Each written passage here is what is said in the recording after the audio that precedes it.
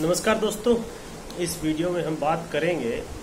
Supreme court की एक महत्वपूर्ण जजमेंट शक्ति वाहिनी वर्सेस यूनियन ऑफ इंडिया के केस की। शक्ति वाहिनी वर्सेस यूनियन ऑफ इंडिया का जो केस है वो ओनर किलिंग से संबंधित है। यानी कि देश में कई राज्यों में, कई समाजों में,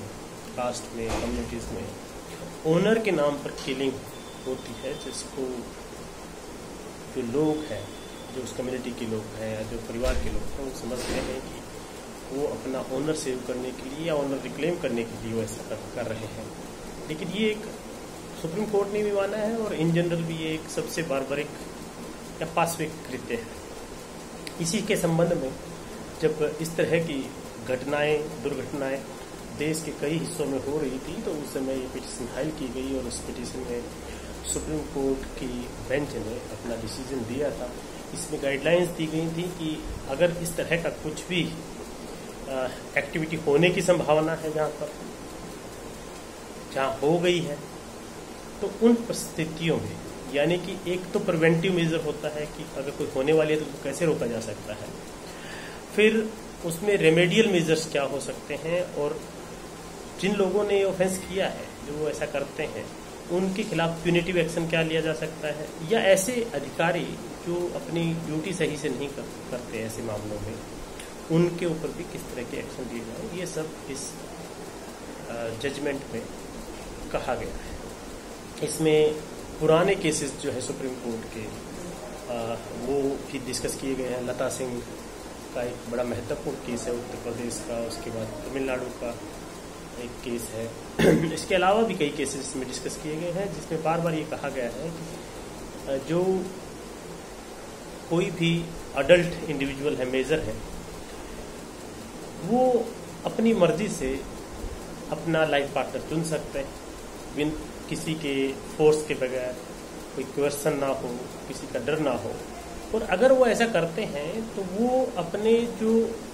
कॉन्स्टिट्यूशनल राइट है, फंडामेंटल राइट्स हैं,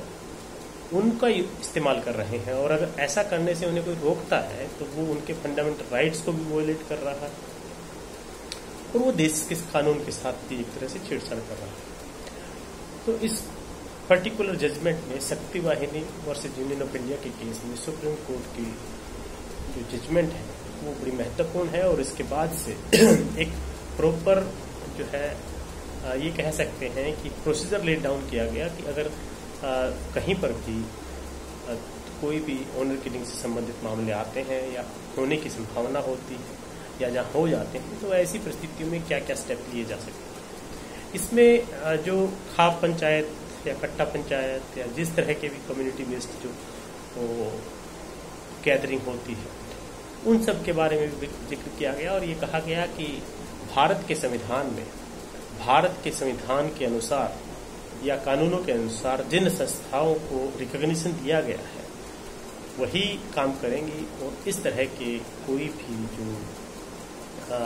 गैदरिंग है उनका सामाजिक तौर पर कोई महत्व नहीं है, वो इलीगल है। और उनके द्वारा दिए गए डिक्टेट या जो वो लोग डिसीजन लेते हैं, अगर वो contrary to law of the land है, तो फिर उनको उसी तरह से डील भी किया जाएगा और उसमें शामिल हर व्यक्ति को जो भी ऑफेंस में किए हैं उसके तहत दंडित भी किया जाएगा। तो ये है एक जनरल जो आइडिया शक्ति वाहिनी वर्सेस यूनियन ऑफ इंडिया के केस के।